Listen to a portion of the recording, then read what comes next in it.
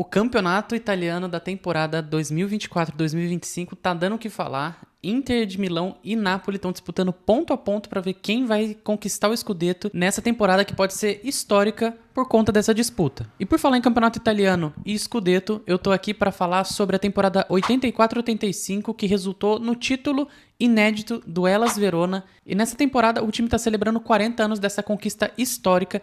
Então vamos entender um pouco mais sobre o contexto da época e como foi essa campanha histórica do Hellas Verona. Se você ainda não me conhece, seja muito bem-vindo, seja muito bem-vinda aqui ao canal do Esse Manto Tem História no YouTube.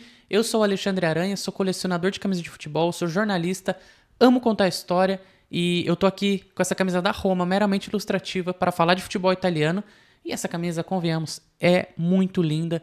Então, como eu não tenho uma camisa do Hellas Verona, vamos usar outra camisa belíssima para falar desse momento histórico do futebol italiano. E já deixa seu like aqui nesse vídeo, compartilha com seus amigos, inscreva-se se você ainda não é inscrito, me ajuda a aumentar essa comunidade. E agora vamos falar então sobre a campanha histórica do Hellas Verona. A gente pode dizer com tranquilidade que o Hellas Verona é um time pequeno para médio, às vezes mais médio do que pequeno, do futebol italiano e dificilmente é cotado como o favorito a ganhar um título de expressão. O time vem de uma região na parte norte do país chamada Veneto e se você conhece um pouco de literatura clássica vai lembrar que a cidade de Verona é onde se passa o clássico de William Shakespeare, Romeu e Julieta. Então dá pra gente dizer também que a cidade era mais conhecida por causa do Shakespeare do que por conta do Hellas Verona. E alternando entre crises financeiras profundas e momentos de estabilidade na primeira divisão italiana, o Hellas Verona chegou até a declarar falência em 1991. Teve que trocar de nome para Verona Futebol Clube e voltou a se chamar Hellas Verona no ano de 1995. Mas muito antes disso, em 1903, estudantes universitários decidiram criar um time de futebol e com a sugestão de um professor de estudos clássicos, eles deram o nome de Hellas Verona. E Hellas é Grécia em grego. Como esse professor dava aulas de estudos clássicos, nada mais clássico do que a Grécia, então os alunos gostaram da ideia e começaram a chamar o time de Hellas Verona. E a década de 80 foi fundamental na história do Hellas Verona para ele se firmar como um time tradicional na Itália. Foi nessa década que o time foi 2 vezes vice-campeão da Copa da Itália, nas temporadas 81-82, 83-84. E tirando isso, o time também já foi 3 vezes campeão da segunda divisão do campeonato italiano. Agora chegamos na temporada de ouro da história do Hellas Verona.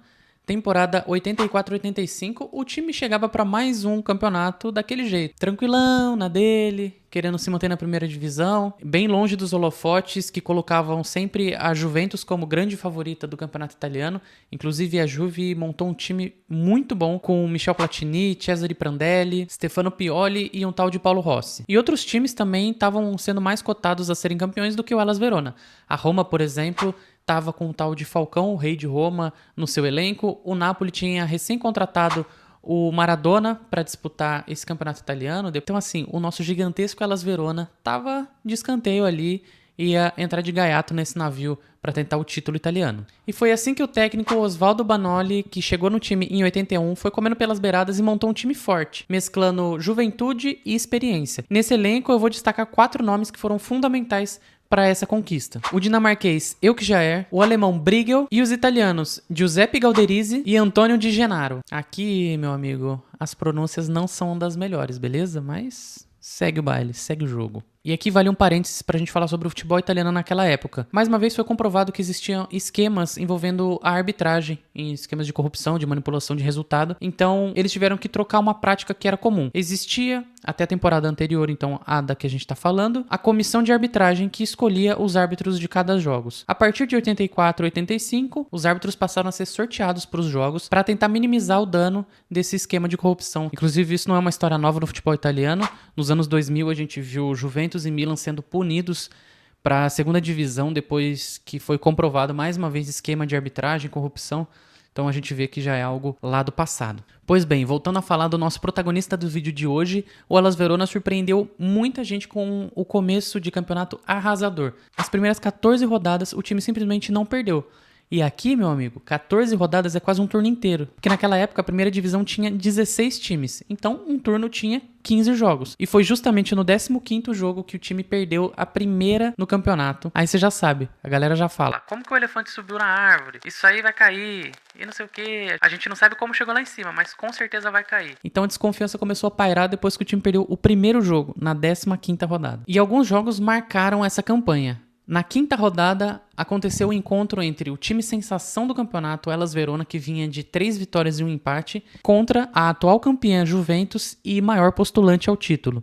No encontro, 2-0 para o Hellas Verona, e dizem que foi nesse jogo que a torcida começou a sonhar com um possível título no final da temporada. E como eu falei, o time só foi conhecer a primeira derrota na 15ª rodada, jogando contra o Avellino, um time tímido e pouco conhecido. Aí parecia que a soberba estava pairando ali o estádio do Hellas Verona e o time foi derrotado por 2-1 jogando fora de casa. E você acha que essa derrota ia abalar o time? Você está muito errado, porque foi só na 25ª rodada que o time voltou a perder, dessa vez para o Torino, justamente o time que estava ali no cangote dele na briga pelo título. Mas felizmente, para os torcedores de Alublu, o time voltou a pontuar nas rodadas seguintes e chegou na penúltima rodada precisando de 1 ponto para ser campeão. E foi isso que aconteceu. Jogando contra a Atalanta, o time empatou em 1-1, viu o Torino tropeçar e aí, meu amigo, foi só correr pro abraço, esperar o apito final e levantar o Scudetto. E marcar o nome do time na história. Foi uma campanha surpreendente, cheia de empates? Sim, mas paciência. Foram 15 vitórias,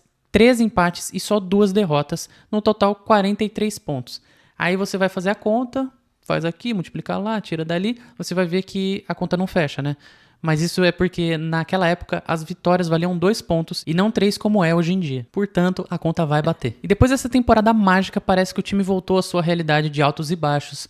E como eu disse no começo do vídeo, chegou a declarar falência em 91, foi se recuperando, recupera daqui, cai dali, recupera daqui, cai dali. E atualmente o clube ocupa a 14ª posição da primeira divisão do campeonato italiano e está na Série A desde a temporada 2020-2021. E aliás, foi nessa temporada que o time subiu que eles decidiram surfar no hype do rebranding de times de futebol e também trocaram o escudo. Eles abandonaram o escudo ovalado, que é muito característico de times italianos, para adotar um escudo muito parecido justamente do ano de 84-85. E no lançamento dessa campanha de rebranding, eles trouxeram justamente a ideia das glórias do passado pensando no futuro. E se você reparar bem, esse escudo são 2 cachorros virados, um para cada lado, formando um V de Verona, e no meio tem a escada, que é o símbolo da cidade de Verona. A gente vê que é realmente mais moderno. E agora, se a gente comparar com o escudo que era até 1965, podemos dizer tranquilamente que o escudo do Hellas Verona hoje em dia é uma obra de arte. Tô errado ou não tô? E pra gente encerrar o vídeo, eu vou trazer uma curiosidade que eu descobri justamente fazendo uma pesquisa para esse vídeo. Você sabia que há um brasileiro na lista dos 5 jogadores que mais atuaram pelo Hellas Verona? Pois é, eu não tô falando de nenhum jogador lá dos anos de 1920, 30, lá do passado. Esse jogador chegou em 2007 e ficou 8 anos no clube. Eu tô falando do goleiro Rafael, que jogou no Santos, passou nas categorias de base de outros times aqui de São Paulo, mas foi virar ídolo no Hellas Verona e passou por todas as etapas do time. Chegou na 3ª divisão, conseguiu subir, passou pela 2ª até chegar finalmente na 1ª divisão. Eu gostei dessa história, achei ela bem legal e a gente arremata a história do Hellas Verona, trazendo então esse período de ouro que o time viveu na década de 80, as suas crises e como o Brasil também está um pouquinho na história desse time. Agora deixa aqui nos comentários se você já conhecia essa história do Hellas Verona e me fala também se você gostou do escudo novo do time. Relativamente novo, né? Porque já faz 5 anos que o time usa esse escudo. Mas me fala aqui se você gostou ou não. Tamo conversado? Muito obrigado por você que esteve aqui esse tempo todo. Tamo junto. Deixa também, se você quiser me sugerir algum tema de vídeo, pode ficar à vontade. Escreve aqui embaixo ou me manda nas minhas redes sociais, no @EceManoTemHistória, no Instagram e no TikTok. Fechado? Tamo junto. Até a próxima. Valeu. Tchau, tchau.